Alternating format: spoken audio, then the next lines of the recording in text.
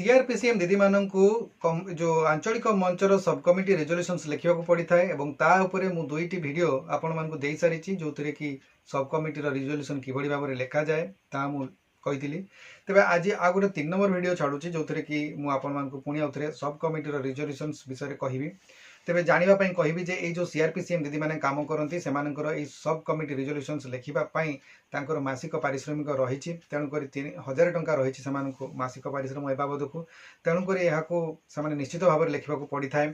तो कौन रो सब कमिटी रेजोल्यूशंस ताहा 3टी सब कमिटी रेजोल्यूशंस लिखा पड़ी था जमती कि सामाजिक जो एसएचजी समीक्षा सब कमिटी, सामाजिक सेवा सब कमिटी एवं अर्थ और पांठी परिचालना सब कमिटी 3टी सब कमिटी मध्य प्रथम 2टी मुझे सारी और तृतीय नंबर जोटा रही अर्थ और पांठी परिचालना सब कमिटी ता विषय आज भिडियोटी रही तेणु भिडियो को आपण मैंने स्किप नक शेष पर्यंत देखूँ और निश्चित भाव में आपड़ जदि सब कमिटी रेजोल्यूशंस लिखापी चाहूँगी ताहले ये जो पुराना भिडियो गुड़िक आप देखूँ प्लेलिस्ट गोटे रही सीएलएफ सब कमिटी रेजोल्यूशंस बोली गोटे रही प्लेलिस्ट आम चैनल ताकू आपण मैंने विजिट करूँ जो कि आपको 3टी जाक जो सब कमिटी रेजोल्यूशंस मिल जाव।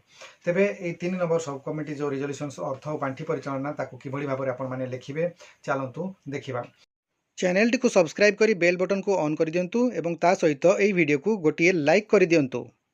तो प्रथम लिखिबे देखंतु ग्राम संगठन नाम लिखिबे जोटा आपनकर रही सीएलएफ नाम लिखिबे तापरे ग्रामर नाम देबे, पंचायतर नाम देबे, बैठक संख्या आपनकर सीरियल वाइज जहाँ रही ताकू देबे, तारीख देबे एवं जो समय बैठक करछंती समयटी देबे, बैठकर स्थान आपन लिखिबे जो जगह आपन बैठकटी करूछंती एवं ताहा परे आपन उपस्थित सदस्य जते जण थिबे ए बैठक रे सेमानकर नामटी को लिखिबे एवं तांकर स्वाक्षर मध्ये नेबे।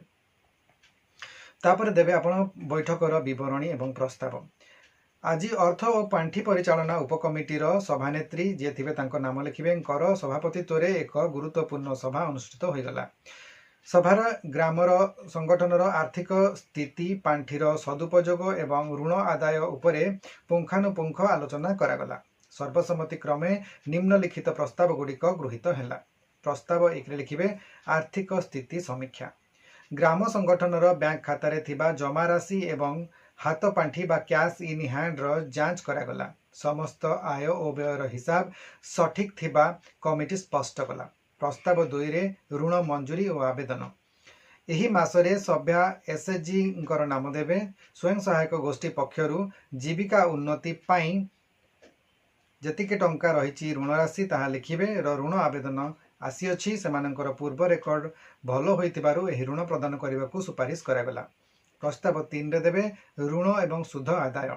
जो स्वयं सहायक गोष्ठी बा एसएचजी गुड़िक ग्राम संगठन बा भिओरु नैतिबा ऋण किस्ती और सुध नियमित समय रे परिशोध करूनाहांती सेमानकर निकट को कमिटी सदस्य माने जाई आसंता तारीख जो गोटे तारीख धार्य कराइथिबो से तारीख देबे सुधा बाकी अर्थ आदाय करने को निष्पत्ति नियागला।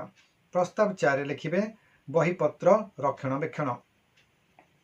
ग्राम संगठनर मुख्य बहीपत्र cashbook, general ledger, loan ledger प्रति मासरे एमबीके बा मास्टर बुक कीपर द्वारा अपडेट कराजिबो एवं अर्थ कमिटी यहाको नियमित जांच करिबो। यहाँ पर लिखिबे शेष निष्पत्ति। एही उपकमिटीर समस्त आर्थिक रिपोर्ट एवं निष्पत्ति को ग्राम संगठन बा भिओर आसंता साधारण सभारे अनुमोदन पाई उपस्थापना कराजिबो। सभा शेष में समस्त को धन्यवाद देई सभानेत्री सभा सांग कले। यह तलकू सभानेत्री स्वाक्षर देबे, संपादिका स्वाक्षर देबे एवं सदस्य मानकर स्वाक्षर बा टिप चिन्ह देबे।